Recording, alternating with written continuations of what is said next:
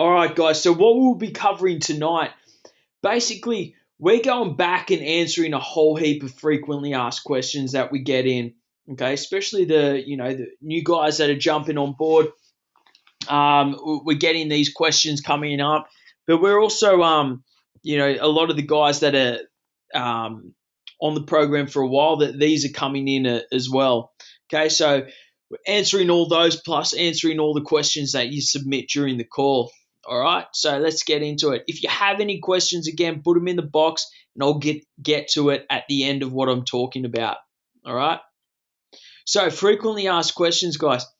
Number one, is post workout really needed? To put it bluntly, yes. Okay, you need the post workout we prescribe is generally your whey protein isolate shake. Okay, I'm a big fan of adding some glutamine in there, and if you deserve your carbs, I should say, maybe even adding some carbohydrate powder in there. However, that is not needed until you get the go ahead from your coach. Okay, you just don't want to be just adding in carbohydrates just for the sake of it.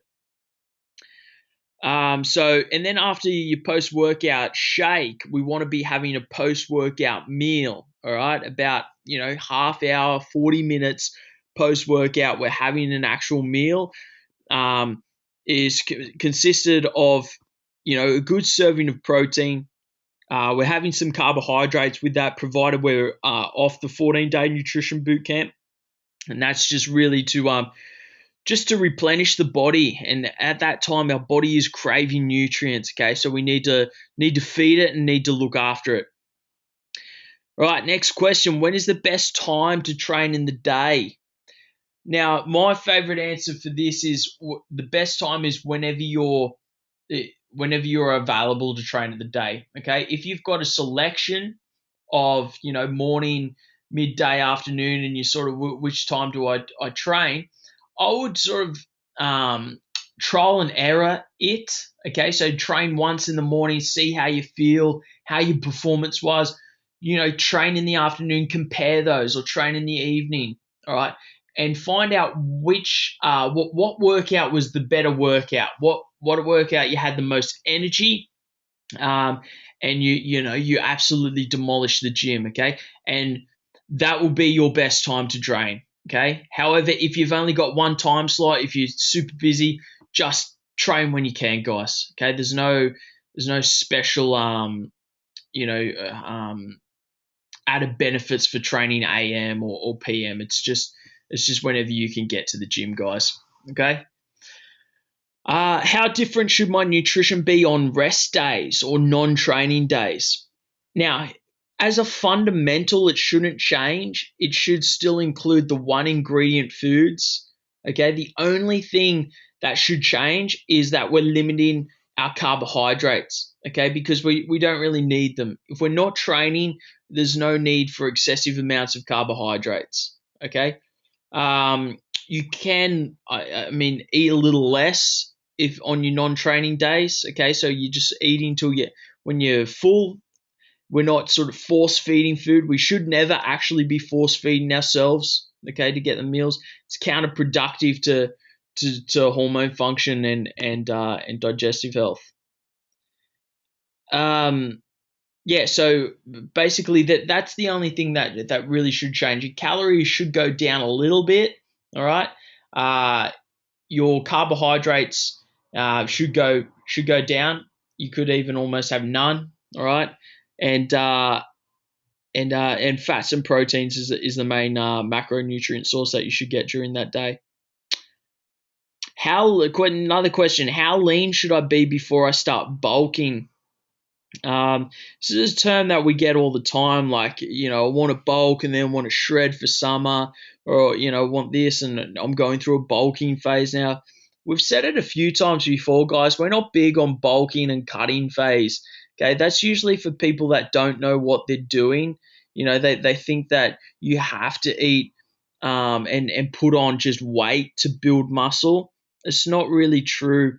You need your body. Your body will put on more lean muscle more effectively when you're a leaner body fat percentage. Okay, so by having if we're eating a lot of calories and we're getting fat and bulking as such in inverted commas, you're putting on fat, and we are not noticing if that's going to be actual lean muscle mass or unwanted body fat. Okay, so what we essentially want to be doing is leaning down while also adding lean muscle. Okay, so we're shredding but putting on body muscle mass at the same time. Okay, you can do that. You just have to follow the nutrition plan, follow the program, and it takes care of itself. Okay. Cool. Good question. I'm really sore after my workouts. Could I be overtraining? Simple answer is no. You're gonna get sore, guys. It's like, especially coming in fresh to these programs, you're gonna be extremely sore. Or at the start of each phase, you'll generally get a little sore at that first week because it's a new stimulus. Your body's not used to it. Okay, so smash it hard. We don't want to be, if there's a problem where we're being sore consistently, week in, week out, session after session, where it's just, we can't move, that's when we need to have a look at our nutrition and see if we're getting enough nutrients in it. So make sure that we're having, having our protein and we're hitting our protein goals. We're having our BCAAs during our workout and post workout. We're having heaps of veggies and we're on a good multi. So we're filling in those, not only the macronutrient, but also the micronutrients and getting all the vitamins and minerals in there. Okay. You will be sore, like I said, especially in legs, guys, because you'll feel it a little bit more in your legs. This is expected. Go with it, because when you're training, you're essentially tearing the muscle. Okay, those tiny tears in your muscle, and it comes back bigger and stronger and repairs itself. Okay, so jump on the foam roller if you guys are really sore on your legs. There's a video in there on the membership site. So jump on that, and if going to get weekly, like I go see my physio every week just to get checked out and just get worked on, and more for health and longevity reasons. I do see my physio. Okay. Next question: what are your thoughts on carb powder post workout? So I sort of touched on this with the previous question. I'm a fan of carb powder post workout if your body is in a state where you can utilize that carbohydrates effectively. Okay, so rule of thumb I have is if you've got, you can visibly see your top 4 abs, then I would look at adding some carbohydrate powder, and you'll feel fairly lean. Like you add your top 4 abs, and we're lean, and our goal is to increase lean muscle mass.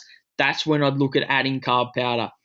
If you cannot see your abs and you still want to gain heaps of lean muscle, I wouldn't suggest having carb powder. I would suggest having just your carbohydrate meal post workout. So having your sweet potato or brown rice or quinoa with your post workout feed. Any questions on these, guys? And if anything sparks up or you want to expand on anything, guys, throw them in the questions box. We'll get to them, okay? Right. Couple more frequently asked questions, guys. What are your thoughts on cheat meals? It's a good question. I used to be. I'm not a totally against cheat meals. Again, they have a time and a place, but for the majority of the guys that we work with, they do not fit in. Okay, cheat meals are primarily used for athletes that are getting stage ready. So looking at your bodybuilders or your fitness models, or the idea of your cheat meal is when you are dieting for an extended period of time, or you're following a strict nutrition plan like you would be doing if you were ready to jump on stage. What happens is your body's very smart and it will adapt, okay, and it will start to save energy and everything in your body would start to downregulate. Okay, like your hormones, your metabolism, everything starts to downregulate. What a cheat meal is designed to do is top up your glycogen for number one. Okay, but it's almost like throwing a spanner in the works, and your body goes, shit, what just happened? I just had this surplus of calories and carbohydrates. I thought we were dieting. Now, boys, back to work. Let's start burning that body fat. The thyroid gets kicked back into gear. Metabolism goes up. All our hormone function and profiles go up back to the norm, and it continues. So it's sort of playing with your body like a guessing game. Doesn't know what's really happening, and you don't give it enough time to get into a set routine. Okay. Now the problem with cheat meals is that they're just so overused these days. A cheat meal to me when I competed was something like, I would have some sushi. That would be a cheat meal for me, like some white rice with some fish. That's a cheat meal. Or I would look at like a big serving of oats and some honey and some berries in it. That's a cheat meal for me because it doesn't. This whole misconception of real fast food, processed food has to be 6 pizzas with 18 schooners, and that's, oh no, it's all right. That's my cheat meal. Your body's not going to utilize that nutrients effectively, guys. So what's the point in having it? It's taking you away from your goals, not towards them. Okay, so if you're gonna have a cheat meal, that's why we call them refeed meals or refuel meals. It's just adding a few little meals of carbohydrates. Okay, adding in some more serving of sweet potato. Okay, doesn't have to be going out to KFC or something stupid like that.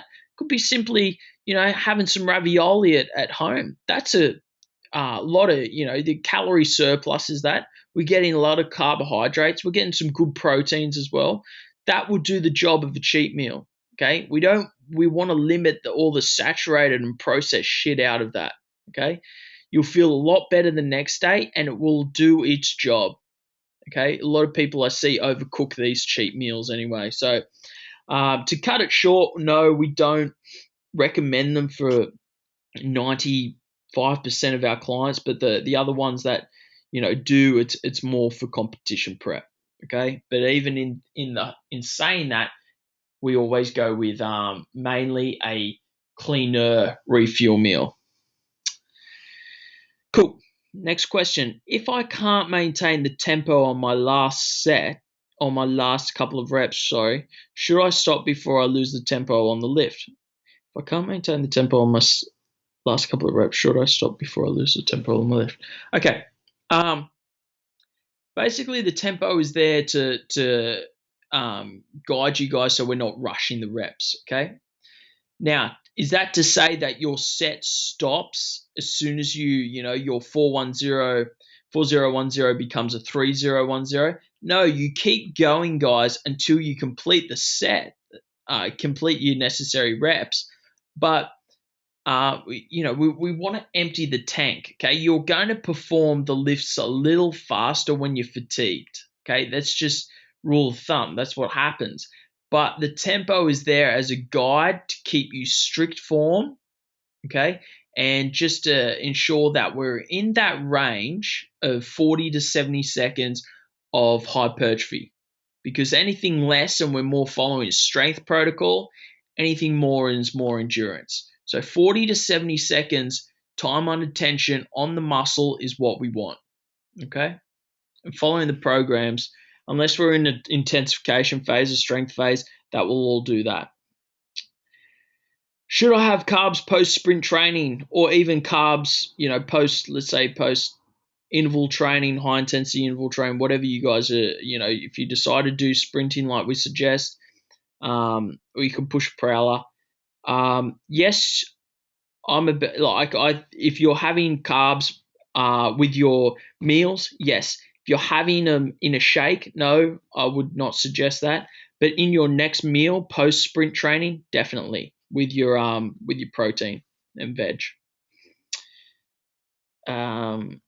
What's the best protein source?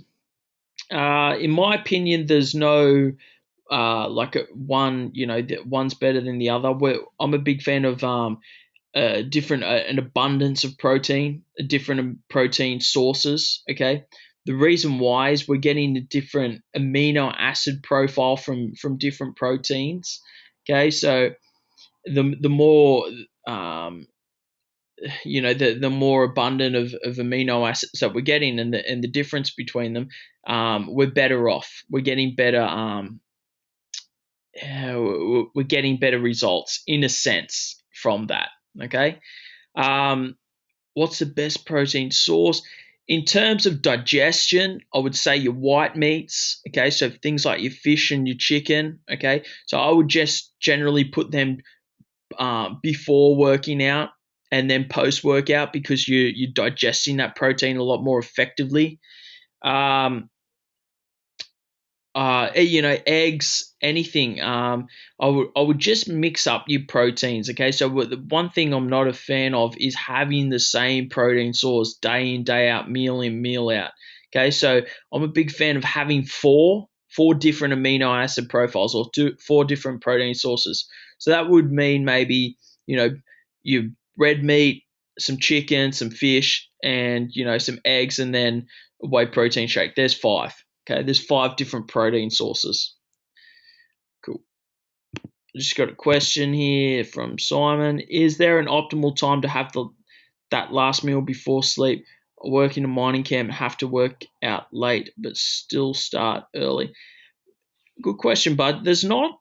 What you got to understand is your body doesn't work off like your cells in regards to utilizing the fuel. It's not like working off a 24-hour clock. So it's not like it's past 6 p.m. We can't have carbs anymore. All the carb workers go home, right? So I would suggest, if you're working out late at night, bud, and you're smashing yourself, you're going to need that fuel. Okay. So I would still have that fuel, maybe not just having such a large portion before you going to bed, just in case it doesn't feel right in your stomach, or just having enough to satisfy that feed, to replenish the cells, and get that nutrients to your body. I hope that answers your question, mate. But yeah, definitely be still including your workout post workout. Okay. Can I do HIIT training after or before my weight session? Guys, ideally you want to do it on a different training day, like on one of the rest days. Rest days we call away from the gym, where you can just do your high intensity interval training.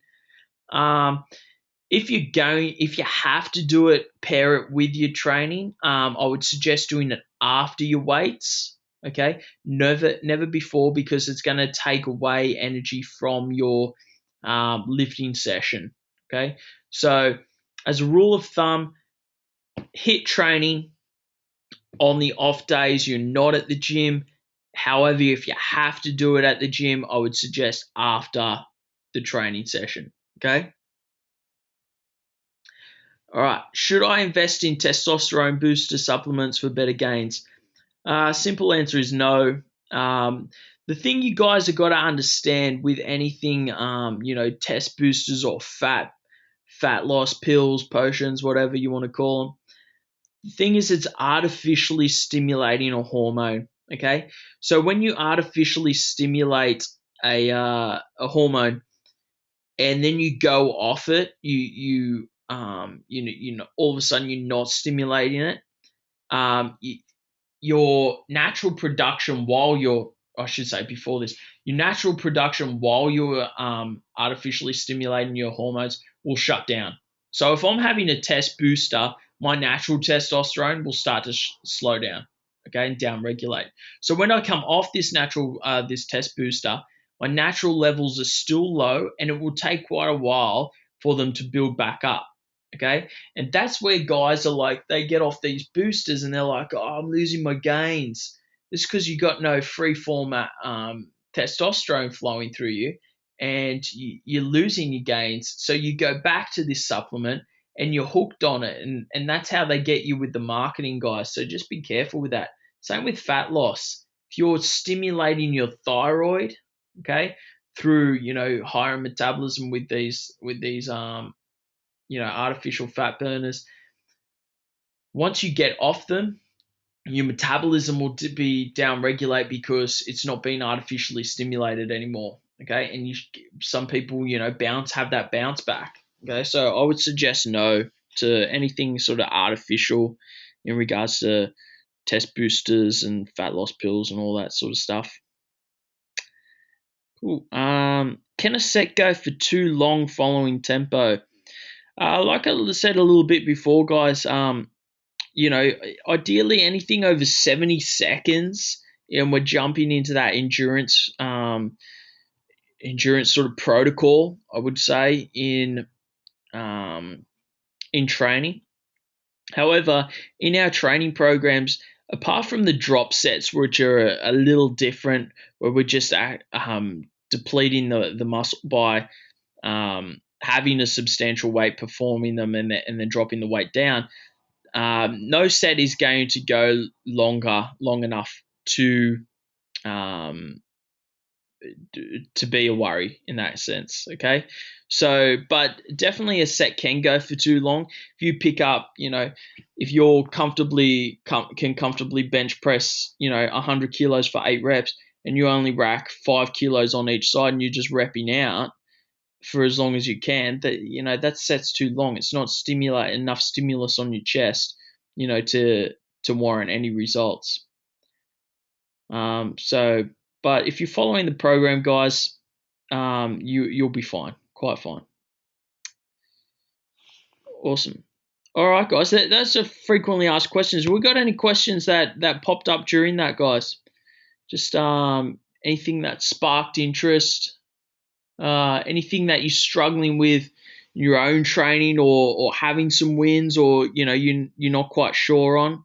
I'll leave it open for a couple of minutes. I'll leave the floor open and pop those questions in the questions box, and I'll get them sorted.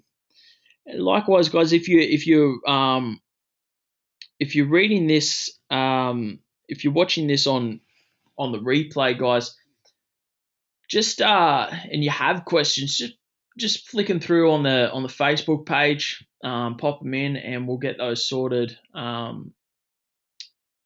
out for you.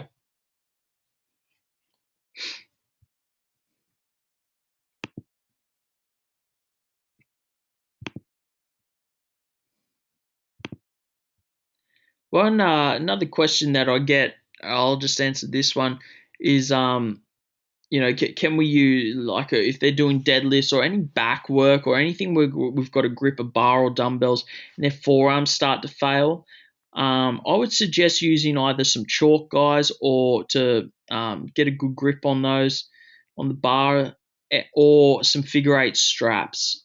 You can get them from your supplement store, eBay, or Rebel Sport usually have them as well. Get yourself a pair of figure 8s or just normal lifting straps, because ideally we're training our back and we want our back to be fatiguing before our forearms do. Okay, so that's another little question that we get hit up quite a lot.